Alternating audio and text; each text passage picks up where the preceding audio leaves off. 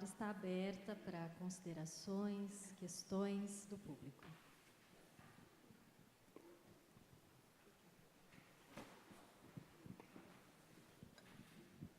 Eduardo, você mostrou aquela dinâmica complexa, depois você abre para a dengue, mas ali é que você estava considerando o fato de que você tem uma exacerbação imune, né? E você tem oscilação, você tem uma sequência de infecções por sorotipos diferentes, né?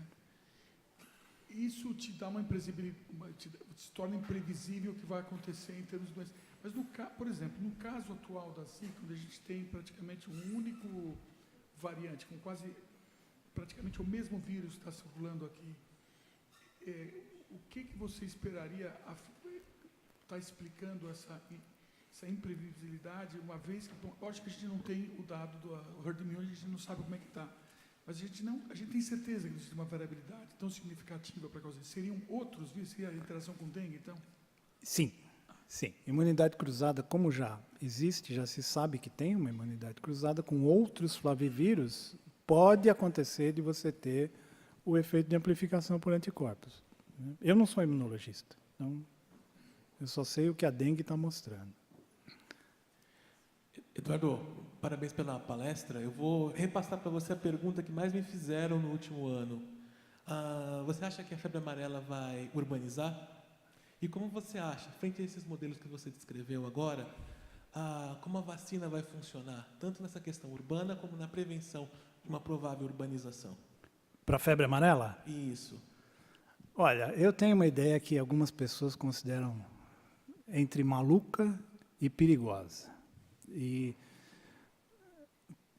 como eu sou amigo do editor, eu consegui publicar recentemente que é a proposta de vacinar o macaco. Vacinar o macaco. Vacinação dos primatas não humanos. Não estou falando em vacinar na Amazônia, né? Mas nos nossos parques, veja, o Jardim Zoológico fechou. O Jardim Zoológico trancou os macaquinhos. Por que não vacinou? Mas não se sabe se a vacina funciona. Meu Deus do céu, a vacina foi desenvolvida no macaco. Então, inclusive, a dose protetora da vacina foi determinada quando eles podia-se fazer isso, né? Vacinava o macaco e botava o vírus em cima. Inclusive, a dose da vacina foi determinada vacinando primatas não humanos. Se não fizer isso, nós vamos ter surto ano que vem, e no outro ano, e no outro ano, e no outro ano. Veja, eu não acho que o que aconteceu aqui foi uma exceção. É claro que teve algum fator ambiental que desencadeou a epizootia entre os primatas não humanos. E não há nenhuma razão para achar que isso não vai acontecer de novo. Parece que o Aedes não é suficientemente competente para transmitir a febre amarela entre humanos, né? Parece. Aliás, é a única explicação para a gente não ter a urbanização dela até agora. Mas acho que o Chico vai me ajudar a responder essa pergunta. Não pretendia. Bom, brilhante a palestra, muito obrigado. Interessante como sempre, né? Bom, duas questões aí em relação aos modelos, né? É muito bom ver essas coisas de novo, né? Na questão da dengue, você construiu a curva, depois igualou lá com a incidência, mas você não levou em conta os 4 sorotipos. Não precisa se levar em conta naquela avaliação, naquela abordagem que você fez? Felizmente, os sorotipos eles têm sempre uma predominância. Então, mesmo quando você tem 2 sorotipos circulantes, tem um deles que predomina, tá certo? E essa relação ela é bastante desigual. Então, quando você tem o 4, você tem um pouquinho de 1, às vezes você tem muito do 1, tem um pouquinho do 4. Idealmente, você construiria isso para cada um dos sorotipos. No caso, como o mosquito transmite da mesma forma, independentemente do sorotipo, embora isso seja uma premissa do modelo, eu não preciso saber qual que é. Entendi. Bom, uma segunda questão. Quando você mostrou a curva, não sei se de Recife ou de Salvador, de dengue, depois de Zika, uma distância entre elas, e a incidência o pico de Zika muito mais alto que de dengue, e por a mesma quantidade de mosquitos, né? E depois você fala que eu precisaria de 1,5 mosquito por habitante para ter Zika. Com aquele gráfico, eu posso dizer que eu precisaria de mais mosquitos para ter dengue? Que o limiar de mosquitos para zika é menor do que para dengue? Não nesse caso, porque aquela curva de dengue foi tão baixa porque tinha muito pouco suscetível para dengue, né? Felizmente, 100% da população de Salvador era suscetível para zika. Então, aquilo lá, né, é nada de braçada, eu não preciso fazer consideração nenhuma. Por isso que eu calculei os mosquitos pela zika. E essa densidade crítica vale para a zika. Para a dengue, provavelmente, você deve ter uma outra densidade crítica, que não é muito fácil de determinar, porque você precisa saber quantos suscetíveis tem naquela população, né? É claro que a taxa de picadas é a mesma, a mortalidade do mosquito é a mesma, o período de incubação extrínseco já não é, a duração da viremia no paciente não é a mesma, então você tem que adaptar. Mas ali, no caso, não é que eu não posso dizer se tinha pouco mosquito, por isso teve pouca dengue, porque teve muito pouco suscetível. É uma história acumulada aí de dengue em Salvador, que é o que o mosquito faz o que pode, isso você sabe melhor do que eu. Então, se não tem comida, a doença não pega. Massad, eu tenho um pouco de dúvidas a respeito do impacto da vacina que você apresentou. Notei nos slides que você faz modelagem pela eficácia vacinal. Então, coloca Isso, a eficácia 60%, 30%, 100%, etc. Agora, você fez exercícios também com a durabilidade de proteção? Não. E a outra pergunta é, imagina uma vacina que tem a dose única versus uma vacina que tem uma vacinação com esquema mais prolongado. Você acha que isso iria interferir muito? Absolutamente, muito. Isso aqui parte do pressuposto, veja, por acaso eu sou físico, e os físicos costumam dar aula de dinâmica considerando um elefante perfeitamente esférico e sem atrito, né? Você deve lembrar disso, né? Essa vacina, ela é perfeitamente esférica e sem atrito. É uma vacina de dose única, com uma eficácia de 100%, barata, né? Agora, se você não, olha, você está fazendo um negócio, nem tem a vacina ainda. Apareceu a vacina, ela precisa de 2 doses, ela tem uma eficácia de 80%. A gente recalcula tudo de novo. Tudo de novo. Eu fiz essa pergunta porque a gente está trabalhando com uma vacina que é produzida no VRC, num estudo fase 2B que está em andamento. E essa vacina está longe de ser essa vacina esférica sem atrito. Perfeitamente esférica e sem Porque atrito. ela tem, primeiro, uma vacina de DNA, o segundo, que ela é uma vacina com 3 doses, com intervalo de 1 mês, e tendo exemplo outras vacinas de DNA, a gente já espera que não seja uma maravilha de imunogenicidade quando a gente compara, por exemplo, com vacina da febre amarela de vírus atenuado, sarampo, essas coisas. Agora, o que mais me preocupa é que quando você olha no desenvolvimento de novas vacinas contra a Zika, a gente está percebendo que muitos desses cavalos dessa corrida estão parando no meio e estão ficando para trás. Em parte porque a Zika está Aparentemente. nos deixando momentaneamente, e segundo porque o investimento dos vários governos e órgãos de fomento a essas linhas de desenvolvimento estão minguando todas elas. E talvez a gente tenha que modelar coisas com vacinas imperfeitas. Perfeito. Isso é totalmente possível, não tem nenhuma dificuldade adicional, só precisa dar os ingredientes. Então, se você quer bolo, você tem que me dar fermento, farinha, ovo, né, leite condensado. Se me der água e sal, eu faço aquele pãozinho miserável que der da Bíblia, etc, etc. Que é o que eu tenho aqui agora, né? Acho que o Helder... O Eduardo. Bom, as suas fórmulas já eram bastante longas para mim, mas talvez eu não tenha visto naquela fórmula específica de 1,5 mosquitos por pessoa para surto. Se daria para incluir, ou se já estava incluído já, por exemplo, o uso de mosquiteiro, repelente, para você usar isso na conta. Tá. Até para ver se é mais barato investir, né? Então, bom, vamos lá. Mosquiteiro, né? Para Aedes é um problema, né? Você tem que ter um mosquiteiro que você sai andando com ele. Porque ele pica de dia, né? Aliás, mosquiteiro é muito interessante, porque mosquiteiro está controlando a malária na África, apesar do fato de que em muitos lugares as pessoas usam mosquiteiro para pescar, véu de noiva. Aí a Organização Mundial de Saúde falou, vamos fazer um mosquiteiro verde, né? Ah, não tem problema, as noivas estão todas de verde para combinar com o véu. Naquela expressão, você tem dois parâmetros, que eu não vou voltar, mas só para lembrar, né? Quando você usa mosquiteiro ou repelente, você diminui a taxa de picadas, o azinho. Tá? Quando você usa um inseticida, você aumenta a taxa de mortalidade, que é o MIEM. Tá certo? Então, ali, você simula o que você quiser. Se você, olha, eu estou aplicando um mosquiteiro aqui que tem 80% de redução na sobrevida do mosquito. Eu ponho lá. Tá? Ponho lá. Isso significa que aquela expressão em que eu determinei 1,5 mosquito por habitante é sem nenhuma forma de controle.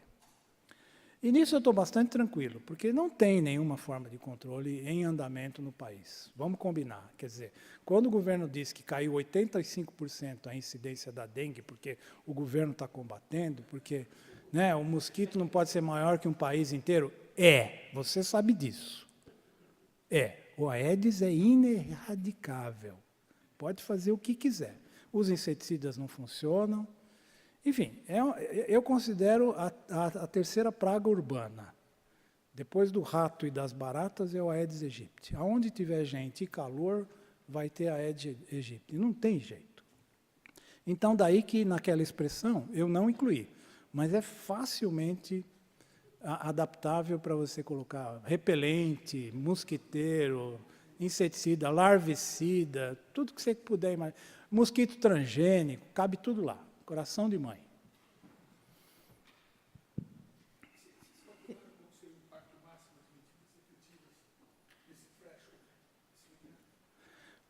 O Paulo está perguntando se foi calculado qual é a eficácia máxima que se consegue com medidas que existem.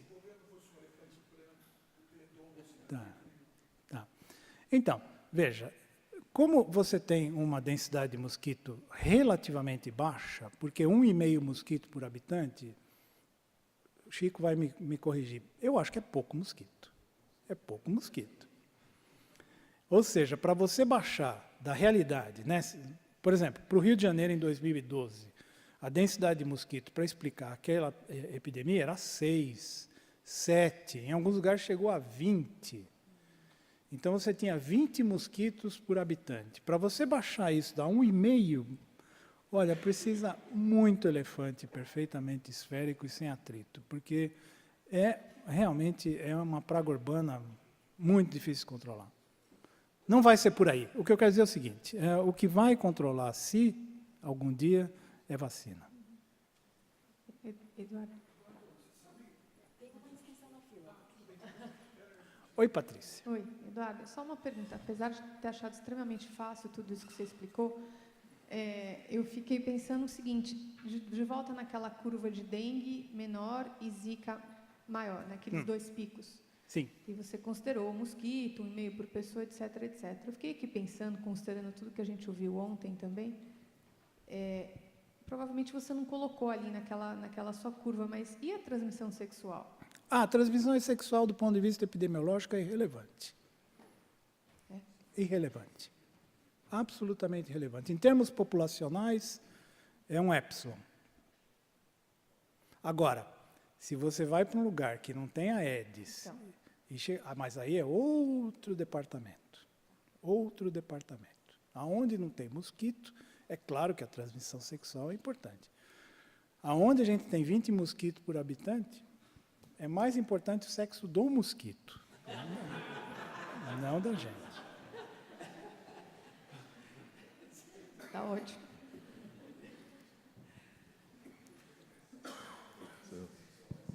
Eduardo, Pois não, Leis. uma pergunta, na verdade, com 2 desdobramentos, e acho que é nessa direção mesmo, que todos os seus cálculos, inclusive de incidência e previsão de mosquitos infectados, não estavam lá incluídos a questão da transmissão sexual, você acabou de responder o seu posicionamento, Mas também tem uma questão que, quando você pensa numa reincidência, ou seja, num novo ciclo e um novo surto, a questão da soroconversão é importante, né? Porque a soroconversão hoje existe.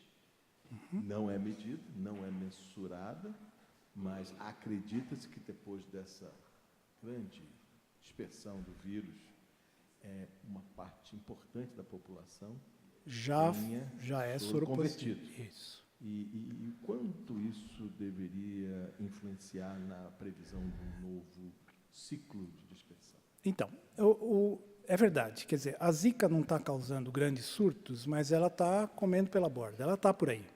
E está soroconvertendo as pessoas. Tá certo? A se julgar pelas estimativas preliminares da reprodutibilidade da Zika, está em torno de 2, ou seja, quando uma população é inteiramente suscetível, você coloca um caso, ele vai gerar outros 2, significa que a imunidade de rebanho é de 50%, porque a imunidade de rebanho é 1 menos 1 sobre R0. Tá? Então, se R0 é 2, 1 menos meio, 50%. Para chegar a 50%, há que se ter um número muito grande de casos. O que significa que mesmo esses 2, 3 mil casos que estão sendo relatados, você multiplica por 5, porque 20%, etc., etc., você não deve ter, esse ano, digamos, 50 mil casos, numa população de 200 milhões. Não vai dar imunidade de rebanho. Deu em Recife, deu em Salvador, mas no Rio, São Paulo, no interior lá de Mato Grosso, Goiânia, foi tudo a imunidade de rebanho. Portanto, ela só não está voltando por alguma razão climática que está influenciando a densidade de mosquitos, que eu não sei o que é. Eu não sei o que é. Alguém vai ter que medir. Aí é o Chico que vai ter que se virar e me dizer quantos mosquitos tem por aí. E o Renato também. Não pense que você vai escapar, não. É uma pena, porque eu queria trazer uma pessoa que não está aqui, que é o professor Foratini. Que saudade do professor Foratini. Ele falava umas coisas bem bacanas. Uma das coisas que ele explicava, essa diferença que a gente tem tão importante entre o fato de você ter a febre amarela urbana na África e silvestre aqui, que ele dizia que era por causa do nível de infestação, que está numa linha muito parecida com o que está por trás do que você está falando, de uma certa forma. Você está dando muito ênfase para essa questão do mosquito. Não era só isso. Esse urbana na África versus... aqui já teve urbana no passado. Será que o Aedes não mudou? Era outro Aedes, eu não tenho dúvida. Era outro Aedes. Nosso elefante é um pouquinho mais, talvez mais branco e esférico. Talvez melhorou. Eu queria justamente, professor, o que eu queria te perguntar é mais ou menos nessa linha. Quer dizer, você poderia inferir pela diminuição de casos de dengue que tem, e mesmo a não reaparição de Zika nas regiões que estão parecendo febre amarela, poderia explicar a não urbanização da febre amarela ou pelos modelos que tem? Ou você acha que o mosquito que mudou completamente está mais tímido com a febre amarela? Acho que o termo certo é incompetente, né? Eu acho que o mosquito não é competente para transmitir a febre amarela urbana. Competência C1. Isso.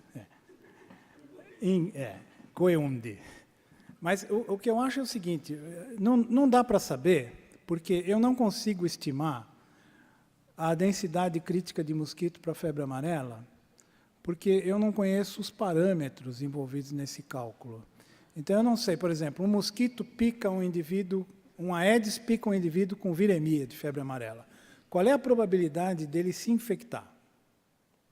Porque dá para calcular, você faz um xenodiagnóstico, tal, né? Mas aí tem o contrário. Eu tenho um mosquito que tem o vírus da febre amarela, ele pica um indivíduo suscetível. Qual é a probabilidade dele gerar uma infecção? Só para você ter uma ideia, nós estamos calculando isso para a malária na Amazônia agora.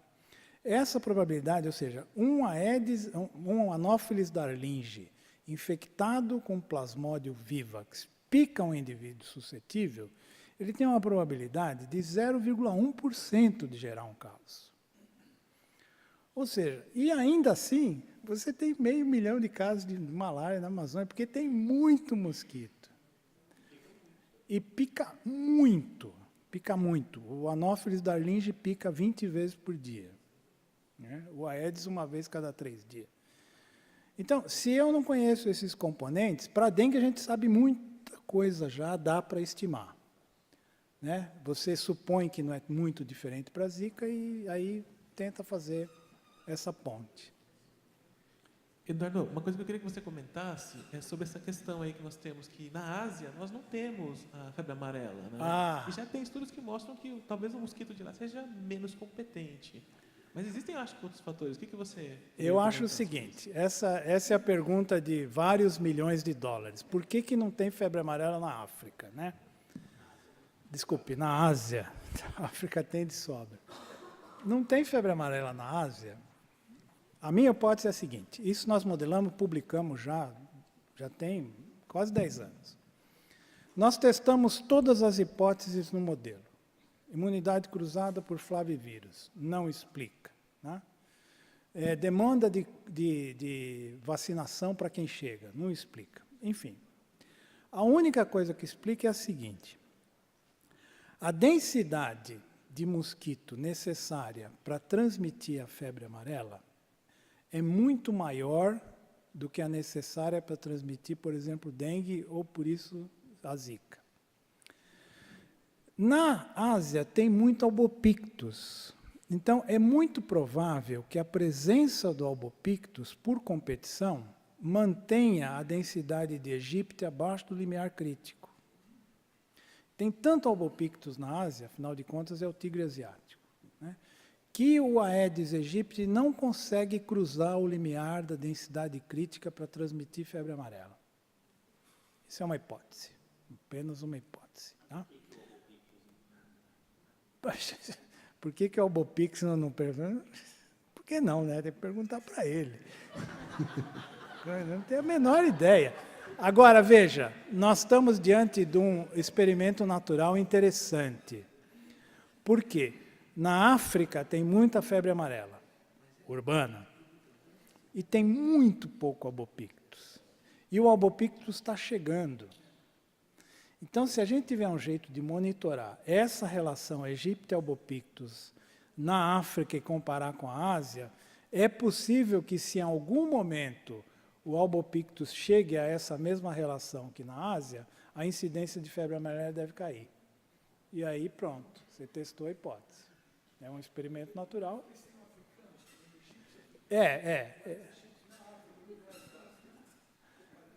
E a África tem 3 ciclos de febre amarela, não é só 2, né? Maurício queria fazer uma pergunta.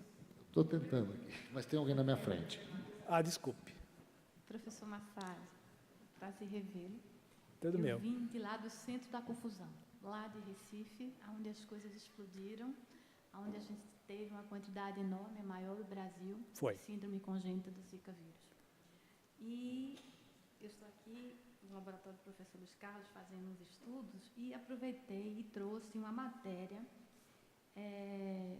sobre acompanhamento dos limites das crianças com Zika.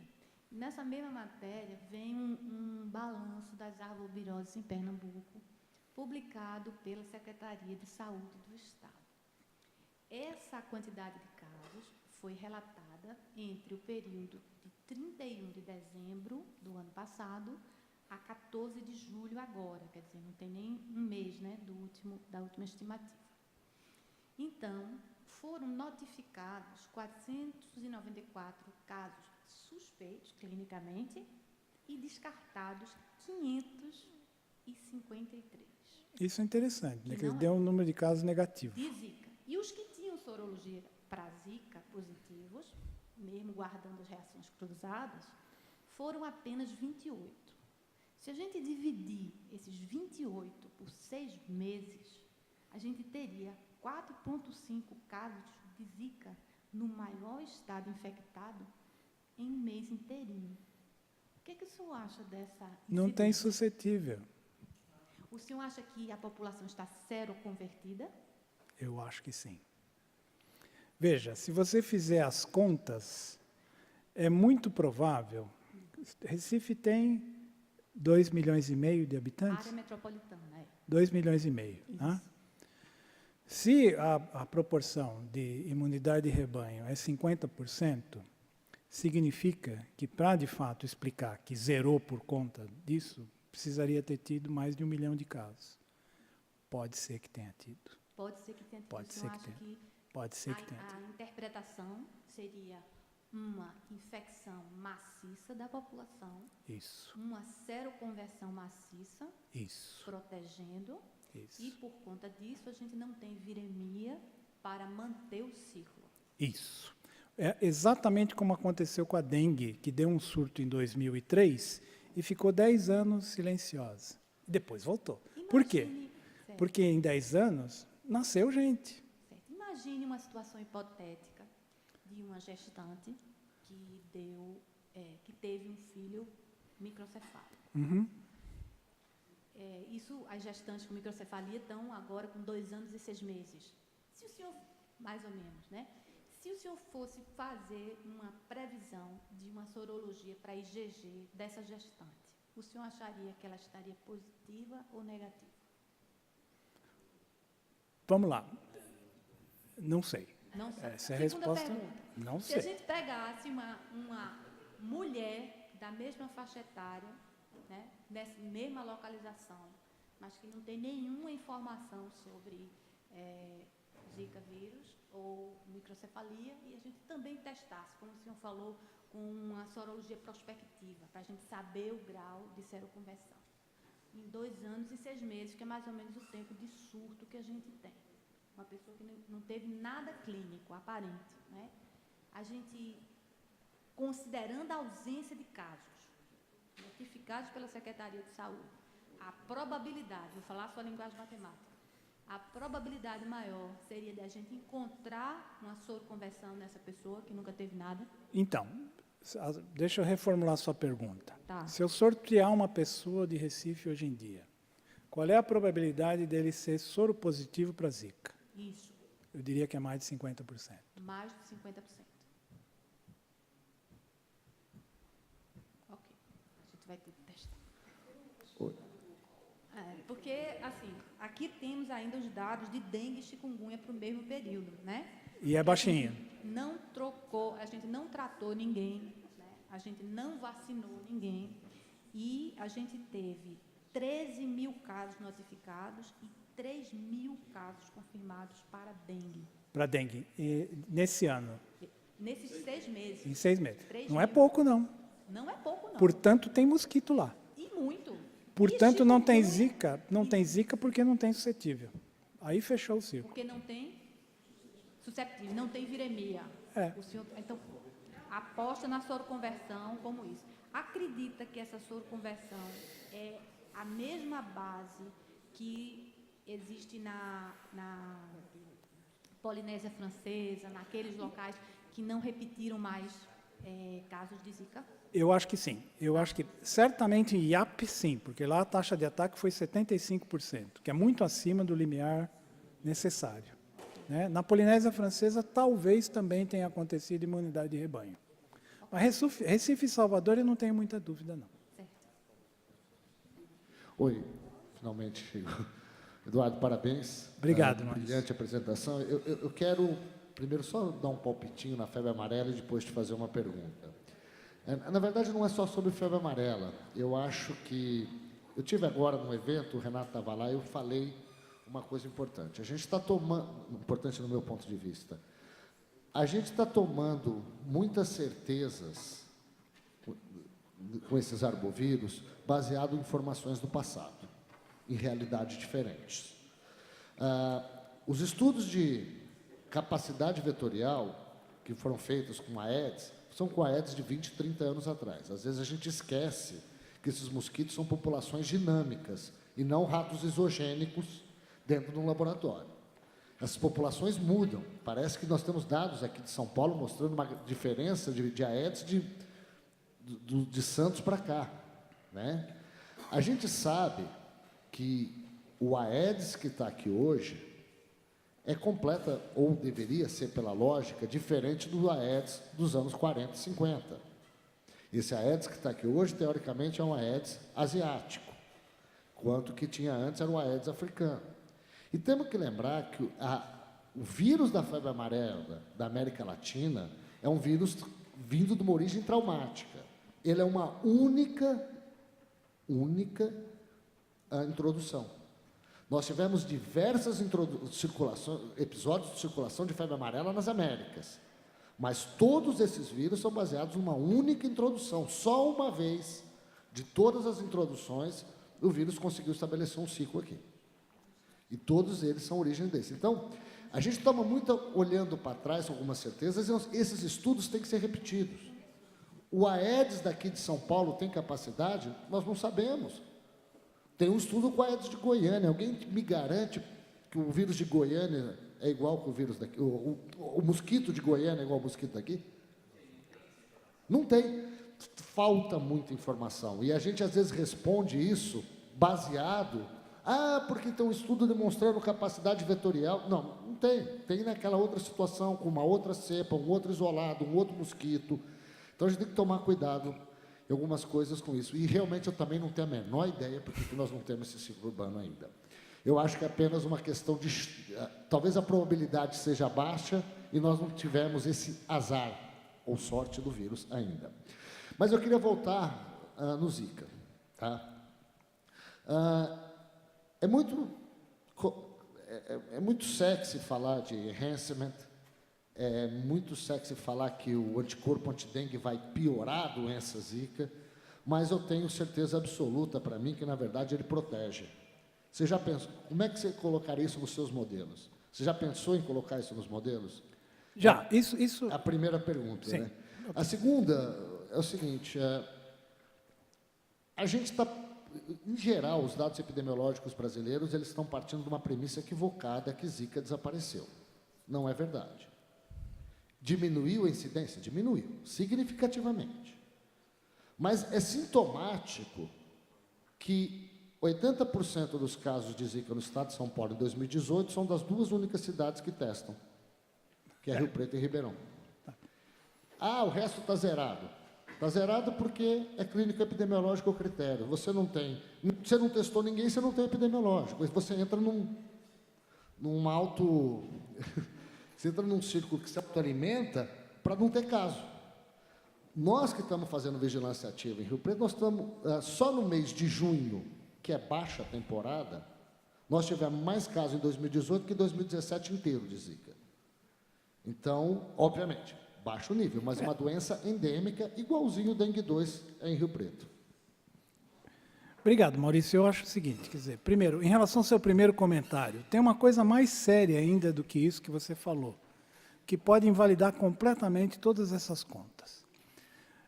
O Aedes, ele certamente não é único, mas pior do que isso, a população de Aedes não tem nenhuma razão para ser homogênea. Eu esperaria uma distribuição de suscetibilidade dos Aedes em cada localidade, em que você teria talvez 5% só suscetíveis àquele arbovírus. Então, veja, isso para anófilis eu não tenho dúvida de que isso acontece, por conta dessa probabilidade a competência vetorial do anófilis para transmitir a malária é muito baixa. Por quê? Porque você tem muito anófilis, mas se você pegar como todos iguais, vai dar uma probabilidade baixinha. Então, você tem que juntar aqueles 5% que são mais competentes para isso. Veja, aí precisa fazer o estudo. Concordo totalmente com você. Em nenhum momento eu disse que a Zika desapareceu. Né? O que eu disse que ela, em relação a 2015 e 2016, realmente o que a gente tem é resíduo. E, por alguma razão, dengue e chikungunya também. Então, por isso que me faz pensar, mas é só uma hipótese, de que eu estou com pouco mosquito circulando. Só isso. Se você me dissesse que em Rio Preto está tendo muita dengue, aí eu ia ficar preocupada. Lá em Recife tem dengue, não é pouco não. Mas lá eu sei que não tem Zika porque não tem suscetível para isso.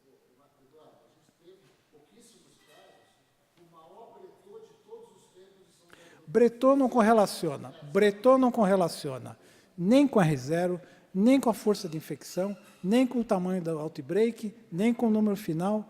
Bretot não correlaciona com nenhum parâmetro epidemiológico. Bretot é a fração de casas que tem larva. É o índice de Bretot. Então, você vai em certas regiões, 70% das casas tem larva. Aí você espera um pouco, você vai lá e vê que tem um surtinho pequenininho. Em outra, tem 5% de casas infectadas e você tem um surto de 30 mil casos. Então, Maurício, nós analisamos 166 cidades, isso está publicado no Memórias, tentando correlacionar Bretot e o Lira, que também não correlaciona com nada. Bretot e Lira não prediz nem o R0, nem o lambda, nem o tamanho da epidemia, nem a taxa de arraia, não correlaciona com nada. Talvez correlacione com o dinheiro que a secretaria ganha do Ministério quando o Bretot está alto. É o único coeficiente de Pearson que eu consigo ver significante. O resto...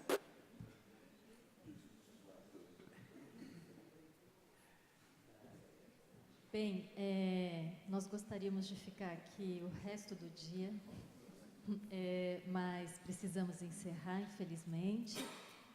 Quero novamente, em nome da Pró-Reitoria de Pesquisa e do Pró-Reitor de Pesquisa, o professor Silvio Canuto, agradecer imensamente ao professor Eduardo Massad pela linda conferência. Eu não tenho Muito outro obrigado. adjetivo. Eu que agradeço a oportunidade. Muito obrigado. Muito obrigada. Obrigada a todos.